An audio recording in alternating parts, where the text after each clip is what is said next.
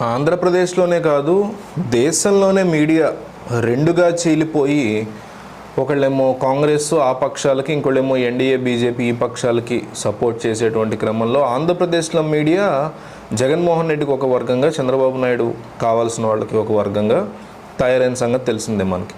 అందులో ముఖ్యంగా చంద్రబాబు నాయుడు వర్గంలో ఎక్కువగా వినిపించేటువంటి పేర్లలో ఈనాడు, ఆంధ్రజ్యోతి అత్యంత ముఖ్యమైనవి. అందులో ఆంధ్రజ్యోతి ఈరోజు జగన్మోహన్ రెడ్డి వణికిపోతున్నాడు అంటూ ఒక ఆర్టికల్ని పబ్లిష్ చేశారు. దాన్ని మనం విశ్లేషించే ప్రయత్నం చేద్దాం. నియోజకవర్గాల ఇన్ఛార్జీలు నియమించడంతో 30 మందికి పైగా సీట్లు కరువయ్యాయి.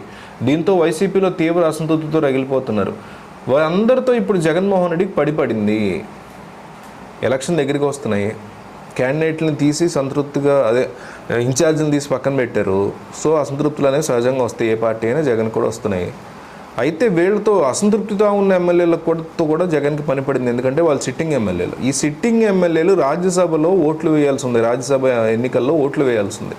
అందువల్ల వాళ్ళందరికీ జగన్మోహన్ రెడ్డితో పనిపడింది. ఆబ్వియస్లీ ఇప్పుడు సిట్టింగ్ ఎమ్మెల్యేలు తీసేసినప్పుడు వాళ్ళు అసంతృప్తిగా ఉన్నా కూడా వాళ్ళతో ఓట్లు వేయించుకునేటువంటి టాక్టీస్ జగన్కు ఉండాలి, లేదంటే డెఫినెట్లీ దెబ్బపడే పరిస్థితి ఉంది. సో ఇప్పుడు జగన్మోహన్ రెడ్డి పని కట్టుకుని ఒక్కొక్కళ్ళకి ప్లీజ్ ఈ ఒక్కసారికి ఓటు వేయండి, మమ్మల్ని ఇబ్బంది పెట్టకండి, మన 3 క్యాండిడేట్లని గెలిపించండి అని బతిమలాడుకునేటువంటి పరిస్థితి ఉంది అని ఆంధ్రజ్యోతిలో ఆర్టికల్ రాసుకొచ్చారు. అంతేకాదు, సిట్టింగ్ అయి ఉండి టికెట్ ఇవ్వలేని పక్షంలో వారికి ప్రస్తుతానికి 10 నుంచి 15 కోట్ల రూపాయల నజరానా ఇస్తున్నారని తెలియవచ్చింది అని ఆంధ్రజ్యోతి రాసుకొచ్చింది. ఎటువంటి ప్రూఫ్స్ లేవు, యాజ్ ఇట్ ఈస్గా ఎప్పట్లాగే.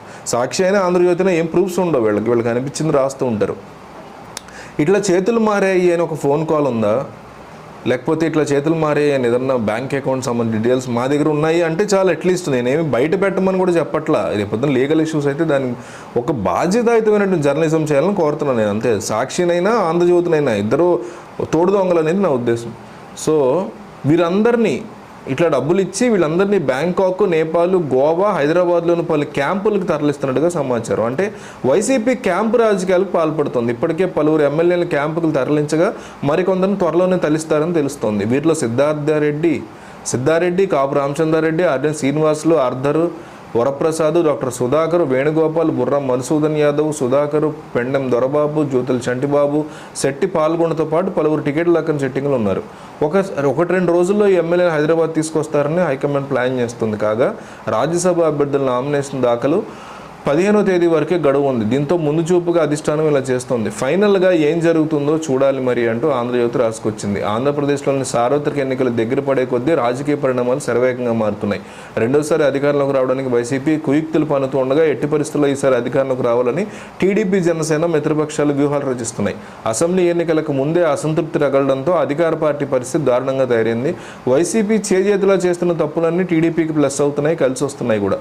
ఎందుకంటే సుమారు 58 మంది పైగా అసెంబ్లీ నియోజకవర్గాలు, 14 లోక్సభ స్థానాలకి అభ్యర్థులను ప్రకటించింది వైసీపీ పార్టీ. దాంతో అసంతృప్తులు గట్టిగా బయటకు వస్తున్నారనేది ఆంధ్రజ్యోతి రాధాకృష్ణ యొక్క వాదన.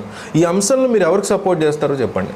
ఐ సపోర్ట్ ఆంధ్రజ్యోతి లేదా ఐ సపోర్ట్ జగన్ అని మీరు కంపల్సరీ కామెంట్ చేయండి.